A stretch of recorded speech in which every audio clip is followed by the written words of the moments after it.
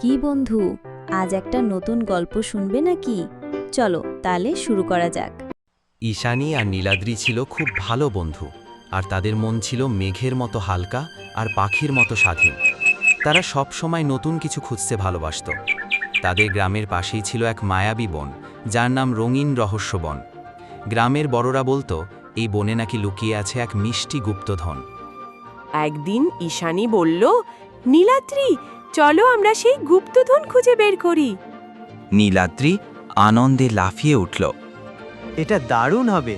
আমরা আমাদের সাহস আর বুদ্ধির প্রমাণ দেখাবো। তারপর তারা সেই রঙিন রহস্যময় বনে ঢুকে গেল, যেখানে ফুলগুলো তারার মতো জ্বলছিল আর গাছগুলো ফিসফিস করে পুরনো দিনের গল্প বলছিল। আলো ঝলমলে প্রজাপতিরা তাদের চারপাশে নাচছিল। হাঁটতে হাঁটতে তারা দেখল একটা মস্ত গাছের ডালে বসে আছে এক জ্ঞানী প্যাঁচা, যার নাম পেচক। পেচক বলল, গুপ্তধনের পথ জানতে হলে আমার ধাঁধার উত্তর দাও। আমি কথা বলি না, কিন্তু সব গল্প জানি। আমি কে? নীলাদ্রি একটু ভেবে বলল, আমি জানি, এটা একটা বই। পেচক তার বড় চোখ পিটপিট করে হেসে বলল, ঠিক বলেছ, তোমাদের সততার জন্য আমি খুশি। এবার তোমরা সোজা যাও, সেখানে একটা ঝলমলে ঝর্ণার পাশে পাবে পরের সূত্র। তারা ঝলমলে ঝর্ণার কাছে পৌঁছে দেখল জলগুলো কেমন চিকচিক করছে, যেন ছোট ছোট হীরা। ঝর্ণার পাশে একটা মসৃণ পাথরের উপর একটা ছোট কাগজ রাখা আছে। কাগজে আঁকা ছিল একটা হাসি খুশি শিয়ালের ছবি। হঠাৎ ঝোপের আড়াল থেকে বেরিয়ে এলো সেই শিয়ালটা, যার নাম চঞ্চল। চঞ্চল বলল, বন্ধুরা, তোমরা কি আমাকে সাহায্য করতে পারবে?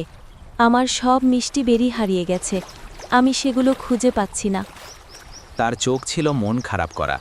ঈশানী আর নীলাদ্রি দেরি না করে চঞ্চলকে সাহায্য করতে শুরু করল। তারা ঝোপের আড়ালে, গাছের নিচে খুঁজে খুঁজে সব মিষ্টি বেরি ফিরিয়ে দিল। চঞ্চল খুব খুশি হল, তার লেজ আনন্দে নড়ছিল। চঞ্চল বলল, তোমাদের সাহস, সততা আর বন্ধুত্বের জন্যই তোমরা আসল গুপ্তধন খুঁজে পেয়েছো। গুপ্তধন কোনো সোনা বা জহরত নয়, আসল গুপ্তধন হলো তোমাদের ভালো মন আর একে অপরের প্রতি ভালোবাসা। ঈশানী আর নীলাদ্রি বুঝতে পারল চঞ্চল ঠিকই বলেছে। তারা কোনো সোনা পায়নি, কিন্তু তারা শিখেছে সাহস, সততা আর বন্ধুত্বের আসল মূল্য। তারা হাসি মুখে বাড়ির পথে রওনা দিল। তাদের মন ভরেছিল এক অন্যরকম খুশিতে, যেন তারা পৃথিবীর সবচেয়ে বড় গুপ্তধন খুঁজে পেয়েছে।